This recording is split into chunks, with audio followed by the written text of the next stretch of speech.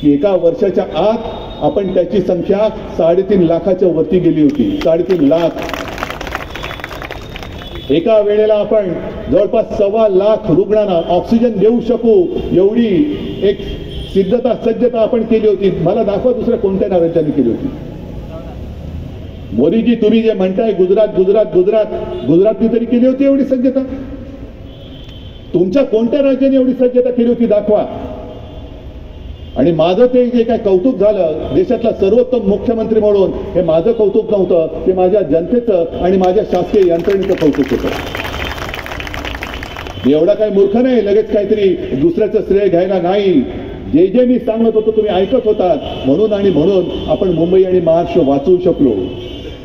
Police असतील, अगदी वैद्यकीय सेवा देणारे कर्मचारी असतील, त्यांनी सुद्धा जीवावरती बेतुरे पण आम्ही रुग्ण वाचवणार. आणि अशीच एक रुग्णसेविका पुण्याच्या ससून हॉस्पिटलमध्ये रुग्णाची सेवा करताना कोरोना होऊन तिचं निधन झालं. तिचं नाव अनिता पवार. आपण सरकारने जाहीर केलं होतं कोविड योद्ध्यांना जर कोविड काळामध्ये कोविडने मृत्यू झाला तर 50 लाख रुपये देऊ. मग ती अनिता पवार तिचा मृत्यू झाल्यानंतर, कोविडने मृत्यू झाल्यानंतर तिच्या यजमानाने सरकारकडे मागणी केली, ह्याच मिंदे सरकारकडे. नाही म्हणाले, नाही देता येणार. मग ते कोर्टात गेले. कोर्टाने तिकडे पण कान फटवलं आणि कोर्टाने यांना सरकारला विचारलं की तुमच्यात काही संवेदना आहेत की नाही, माणुसकी काय आहे की नाही. तुम्ही कोविड मध्ये ज्यांनी आपले प्राण गमावले त्यांच्या जीवाचं मोल तुम्हाला आहे की नाही. म्हणजे सगळं फक्त माझ्या कॉन्ट्रॅक्टरसाठी. कोविडमध्ये मेले तर मरू द्या, कोविडमध्ये रुग्णाची सेवा करताना मेले तरी मरू द्या. अशा पद्धतीने हा कारभार चालणार असेल आणि आपल्या डोळ्यात देखत जर का माझ्या महाराष्ट्राचं आणि मुंबईचं वस्त्रहरण होत असेल तर तुम्ही सगळे मर्द नुसतं डोळ्यावरती पट्टी बांधून बघत बसणार. ही गद्दारी झाली ती केवळ शिवसेनेशी, केवळ माझ्याशी नाही झाली, ही गद्दारी तुमच्याशी पण झालेली आहे. ज्यांनी त्यावेळेला या गद्दारावरती, ज्यांनी आपल्या आईवरती वार केला, राजकीय आईवरती वार केला, शिवसेनेवरती वार केला, त्यांच्यासाठी मेहनत केली होती, त्याला जिंकून आणलं होतं, त्या सगळ्या निष्ठावंत कडवट आणि मतदारांवरती सुद्धा त्यांनी वार केलेला आहे. त्यांच्याबरोबर त्यांनी गद्दारी केलेली आहे. आणि म्हणून मला असं वाटतं निर्णय काय हा स्पष्ट आहे. तुम्हाला निष्ठावान तुमचा खासदार पाहिजे की गद्दार पाहिजे हे तुम्ही ठरवायचं. निष्ठावान पाहिजे. पण आता आणखी एक गोष्ट आहे, हे जरा दाखवा. कारण आपलं त्यांनी धनुष्यबाण चोरलेलं आहे. आणि मी मागे सुद्धा बोललो की अरे रावणाला शिवधनुष्य पेलताना आलं तर गद्दारांना पेलता येणार. गद्दारांच्या हातामध्ये आणि ते सुद्धा थोडा काळ आहे. आणि मशाल द्या, माझ्याच काय सगळ्यांच्या हातामध्ये मशाल द्या. समाज तिकडे पण मला मशाली दिसत आहेत. आणि ही मशाल केवळ एवढीच नाहीये तर इथे सगळ्या जमलेल्या तुम्ही मशालीच आहात. अन्यायाविरुद्ध आणि ताकद ही तुमच्या प्रत्येकाच्या मनगटात तर सोडा, फक्त एका बोटामध्ये आहे. सगळ्यांना असं वाटतंय की मोदी सरकारचा पराभव कोण करणार. मुळामध्ये माझं म्हणणं आम्हाला मोदी सरकार नकोच आहे. आम्हाला भारत सरकार पाहिजे. आम्हाला भारत सरकार पाहिजे, मोदी सरकार नको आहे. आणि मोदींना अजून माझ्या सर्वसामान्य माणसाच्या एका बोटाची ताकद कळलेली नाहीये. तुमच्याकडे ईडी, इन्कम टॅक्स, सीबीआयची ताकद असेल, पण आज संपूर्ण देशाच्या मतदारांच्या फक्त एका बोटावरती तुमच्या सकट तुमच्या ईडी, इन्कम टॅक्स, सीबीआयचे 12 वाजवण्याची हिंमत यांच्यामध्ये आहे. आणि म्हणून उद्यापासून आता मी ग्रामीण भागामध्ये दौऱ्यावरती जाईनच. आपली एक प्रचाराची सांगता सभा मला वाटतं 17 तारखेला होणार आहे. त्यावेळेला पुन्हा तुमच्याशी संवाद साधेन. पण तोपर्यंत तुम्ही ही आपल्या या वॉर्डामध्ये आपली मशाल, जिथे जिथे आपल्या मुंबईमध्ये जे जे आपले मित्र पक्ष आहेत त्यांच्या निशाण्या या प्रत्येक कार्यकर्त्यांनी प्रामाणिकपणाने लोकांसमोर घेऊन जायचे आहेत. मग जिथे पूर्ण महाराष्ट्रभर जिथे शिवसेनेची मशाल असेल तिथे शिवसेनेची मशाल, तिकडे तुतारी ही घराघरामध्ये घेऊन जा. हातामध्ये मशाल धरून विजयाची तुतारी, विजयाचा रणशिंग फुंका. जय हिंद, जय महाराष्ट्र, जय भीम.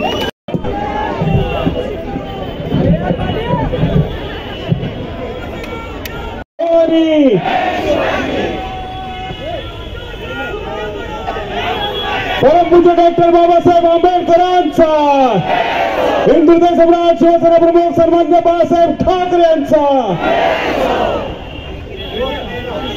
शिवाजी महाराज की जय, जय शिवाजी, छत्रपती शिवाजी महाराज की जय, जय भवानी, जय शिवाजी।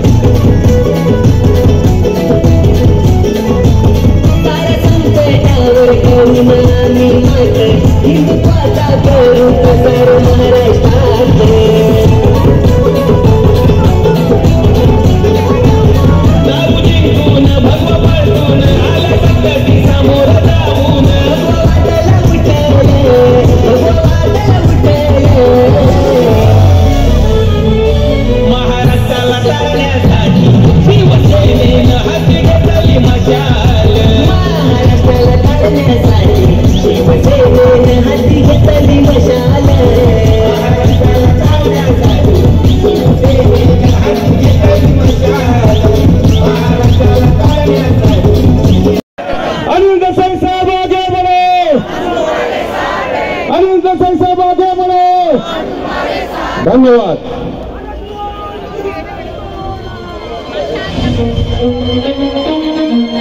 आणि हा इलेक्ट्रिक मशाल ही लोकांना दिसणार, म्हणजे आम्ही जो प्रचारात संध्याकाळचा जो प्रचार असो त्याच्यात ही लाईटची आपण मशाल तयार केलेली आहे, म्हणजे दिवसा आपण ही वापरू शकतो आणि संध्याकाळी कुठे आपण गल्ली बोळात जेव्हा फिरू तेव्हा ही लाईट चालून ही ज्वलनशील अशी मशाल ही आमच्या हातात असणार आहे आणि ह्या मशालीचा प्रकाश या दक्षिण मध्य मुंबईमध्ये पसरून येणाऱ्या 20 मेला अनिल देसाई साहेबांना हे सर्व महाविकास आघाडीचे सर्व कार्यकर्ते, शिवसैनिक, पदाधिकारी मोठ्या संख्येने मोठ्या मताधिक्याने निवडून आणतील। स्वतः हे उद्धव ठाकरे साहेब, आम्हाला आमची इच्छा होती की ह्या मशालीचं जे लॉन्चिंग आहे ते आमचे पक्षप्रमुख उद्धव साहेब यांच्या हस्ते व्हावं आणि ती आमची इच्छा पूर्ण झाली। आज त्यांच्या हस्ते या मशालीचं लॉन्चिंग झालेलं आहे। आता ही मशाल पूर्ण महाराष्ट्रात फिरणार आहे। किती हे मशाल तुम्ही बनवले आहेत आणि महाविकास आघाडीची आज सभा होती, या सभामध्ये मोठ्या संख्येमध्ये लोकांची उपस्थिती होती, काय सांगतात? आज विजयी सभा झाली असं म्हटलं तर वावगं ठरणार नाही। शिक्कामोर्तब त्याच्यावर झालेला आहे। संपूर्ण काँग्रेसचे कार्यकर्ते, राष्ट्रवादीचे, रिपब्लिकन पार्टी ऑफ इंडियाचे वेगवेगळे घटक पक्ष, त्याचप्रमाणे आम आदमी पार्टी, समाजवादी पार्टी आणि सर्वसामान्य नागरिक आणि अशा पद्धतीने सर्वजणच उद्धव साहेबांना ऐकायला या ठिकाणी मोठ्या संख्येने आले होते आणि ही विजयी सभा झाली, म्हणजे विजय अनिल देसाईंचा निश्चित आहे, यावर हे शिक्कामोर्तब झालेलं आहे। पाहता असं वाटतं की आजच देसाई साहेब खासदार झालेत, काय सांगा? नाही, मला वाटतं आजच असं जर म्हटलं तर ती अतिशयोक्ती होईल। आज नाही, ज्या दिवशी अनिल देसाईंचं नाव अधिकृतरित्या त्याची घोषणा झाली आणि त्याच्यापूर्वीच आम्हाला आदरणीय उद्धव साहेबांनी सांगितलं होतं की अनिल देसाई हे तुमचे त्या ठिकाणचे उमेदवार असू शकतील आणि त्या पद्धतीने आम्ही शिवसैनिक सर्वप्रथम त्या ठिकाणी लोकांमध्ये जात होतो आणि त्याच वेळेला अनिल देसाईंचं नाव हे संपूर्ण नागरिकांना माहिती पडल्यानंतर त्यांनी हा निश्चय केला होता की कोणत्याही परिस्थितीमध्ये अनिल देसाईंसारखा एक सज्जन, सोज्वळ नेता, तत्पर, कार्यक्षम, अनुभवी, सुसंस्कृत आणि निष्ठावंत या शब्दाला फार महत्त्व आहे। कारण इथल्या नागरिकांनी ठरवलं आहे की गद्दार मग तो कोणताही असो, तो किती मोठा असो, त्याला गाडायचं म्हणजे गाडायचंच आणि ह्या गद्दाराला गाडण्यासाठी निष्ठावंत शिवसैनिकांची घोषणा ही शिवसेना पक्षातर्फे झाली आणि त्याच्यामुळे मला वाटतं की हा विजय आता अधिकाधिक त्याचं फक्त आम्हाला बघायचंच की मार्जिन किती मोठी मार्जिन आम्ही जिंकणार आहोत। साहेब, भारताची लोकशाही आणि संविधान वाचवण्यासाठी गरजेचं आहे, किती गरजेचं आहे, काय? आता बघा, हा विषय जो आहे हा सातत्याने लोकांच्या पुढे येत आहे। संविधान हे वाचवणं किंवा संविधानाचं रक्षण करणं हे प्रत्येक नागरिकाचं कर्तव्य आहे, कारण संविधानाने अनेक अधिकार हे सर्वसामान्य नागरिकांना दिलेले आहेत आणि लोकांच्या मनामध्ये एक भीती निर्माण झालेली आहे की राजकीय परिस्थिती आणि जे नाचलेलं राजकारण जर आपण बघितलं तर संविधान काय, इथला प्रत्येक नागरिक आणि ही लोकशाही जी आहे ही धोक्यामध्ये आहे. लोकशाहीची हत्या ही करण्याचा प्रयत्न ह्या नालायकांनी केलेला आहे. लोकांना आता माहिती पडलं आहे की या ठिकाणी लोकशाही ही संपुष्टात देऊन पारतंत्र्यामध्ये आपण जातोय की का, अशा पद्धतीची नागरिकांमध्ये भावना असल्या कारणामुळे या देशामध्ये स्वातंत्र्य मिळवण्यासाठी अनेकांनी आपल्या प्राणांचं बलिदान दिलेलं आहे. मला वाटतं ती पुन्हा वेळ येऊ नये याची काळजी या निवडणुकीमध्ये इथले मतदार घेतील. साहेब, गद्दारांनी सांगितलं की 14 एप्रिलला माझा जन्म झालेला आहे आणि मी संविधानाचं रक्षण करता, म्हणून काय सांगा? नाही, कुणाचा जन्म 14 एप्रिलला झाला म्हणजे तो काय संविधानाचं रक्षण करता होऊ शकत नाही, किंवा कोणी धनुष्यबाण हातामध्ये घेतला म्हणजे तो राम होऊ शकत नाही. त्याच्यासाठी सत्वशीलता लागते, त्याच्यासाठी ते चारित्र्य लागतं, त्याच्यासाठी ते सद्गुण लागतात, त्याच्यासाठी विवेक लागतो. आणि मला वाटतं ह्या गद्दारांकडे त्या कोणत्याही पद्धतीने विवेक नाही आहे, सत्वशीलता नाही आहे, निष्ठावंतते नाही आहेत आणि दिलेल्या वचनाला जागणारे नाही आहेत.